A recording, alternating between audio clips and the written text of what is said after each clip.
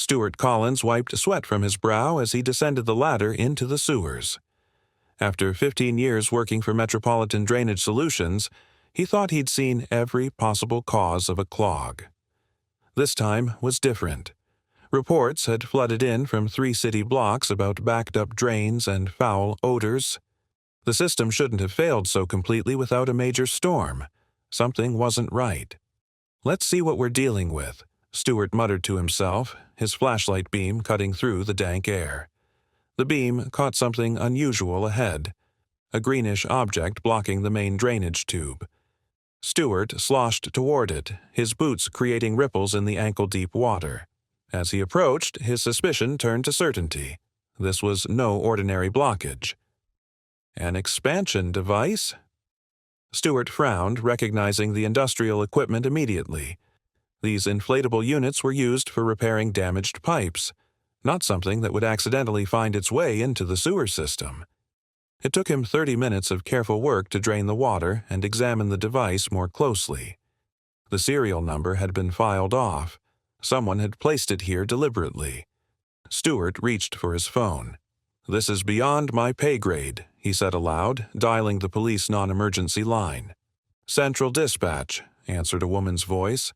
"This is Stuart Collins with Metropolitan Drainage. I'm in the sewer system beneath Riverside and 4th, and I've found something suspicious. An industrial expansion device blocking a main line. It's been tampered with. Someone put it here on purpose." There was a pause on the line. "That does sound unusual, Mr. Collins. I'm dispatching officers to your location. Can you meet them at street level?" "I'll be there in 5. Officers Tricia Stevens, Miguel Santiago, and Derek Watt were already waiting when Stuart emerged from the manhole. He quickly explained the situation. "And you're certain this wasn't placed as part of routine maintenance?" Officer Stevens asked. Stuart shook his head. "Absolutely not. The serial numbers were removed and it's positioned at a critical junction. Someone wanted to control the water flow." Officer Watt frowned. "Lead the way, Mr. Collins." The 4 descended into the tunnels, flashlight beams dancing across the curved walls. When they reached the blockage, Officer Santiago whistled low. "You weren't exaggerating," he said. "This is professional equipment." Officer Stevens circled the device. "We need to document everything before removal. Santiago, take photos." She turned to Stuart.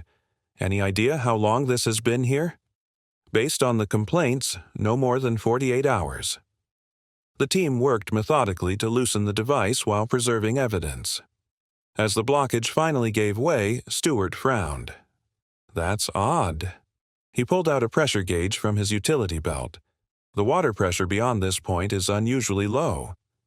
"What does that mean?" Officer Stevens asked. "It means there's likely another blockage further down the line."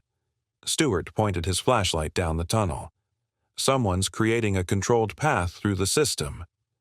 Officer Watt's expression darkened. "Like breadcrumbs." "Or a route," Officer Santiago added. They followed the tunnel, discovering 3 more strategically placed blockages at junctions, each one diverting water and creating a dry pathway through the maze-like sewer system. "The pipes are getting cleaner the further we go," Stuart observed. "Less sediment, less waste." As they rounded another bend, Stuart froze. A faint humming sound echoed through the tunnel. "Do you hear that?" The officers nodded, hands moving instinctively to their holsters. "There's a manhole about 50 yards ahead," Stuart whispered. "We could call for backup." Officer Stevens nodded. "Lead the way, but quietly."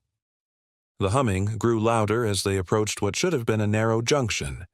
Instead, they found themselves at the entrance to a cavernous chamber that hadn't been on Stuart's sewer maps. "This wasn't here before," Stuart whispered, eyes wide with disbelief. The chamber was illuminated by portable LED lamps. Folding tables lined the walls, covered with electronic equipment. Monitors displayed what appeared to be security camera feeds of the streets above. Electrical wires had been spliced into the city's underground grid. "It's an observation post," Officer Stevens whispered. Officer Watt moved toward one of the tables. "Look at this," he said, pointing to a spread of blueprints. Stevens examined the documents, her expression growing grave. "These are floor plans for First National Bank, Hartwell's Jewelry, and 3 other businesses." She pointed to markings on the plans, all connected by the sewer system we just traveled through. "They're planning multiple heists," Santiago said, using the sewers as their escape route. Officer Stevens reached for her radio, relieved to find she had a signal. Before she could call for backup, however, voices echoed from an adjacent tunnel. "Everything set for tomorrow, Roger?" "It should be, but I'll do one final check." Stewart and the officers quickly ducked behind equipment as 4 men entered the chamber from another tunnel. A tall man with a scar across his jaw examined a monitor. "We'll hit all 5 locations simultaneously at 10 a.m.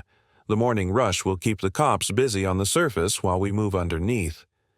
"The beauty of it," another man added, "is that by the time they figure out the pattern, we'll be long gone with over $12 million in merchandise and cash." Suddenly, a 5th man, presumably Roger, burst into the chamber, panic etched on his face. "The blockades have been tampered with. Someone's been down here." The criminals sprang to their feet, drawing weapons. Officer Stevens locked eyes with her colleagues and nodded. "Police, don't move," she shouted, emerging from cover with her weapon drawn. Santiago and Watt followed suit, positioning themselves strategically around the chamber. In the chaos that followed, Roger bolted toward an exit tunnel. Officer Stevens nodded to Stewart. "That lead to the surface?" "Northwest exit, near Parkview Avenue," Stewart confirmed. "Santiago, with me," Stevens ordered. "Watt, secure these 4 and call for backup." Stewart guided Stevens and Santiago through the tunnel network, emerging through a manhole on Parkview just in time to see Roger tackled by patrol officers who had responded to Watt's call for backup. Within an hour, the area was swarming with police. Forensic teams descended into the sewers while detectives questioned the suspects.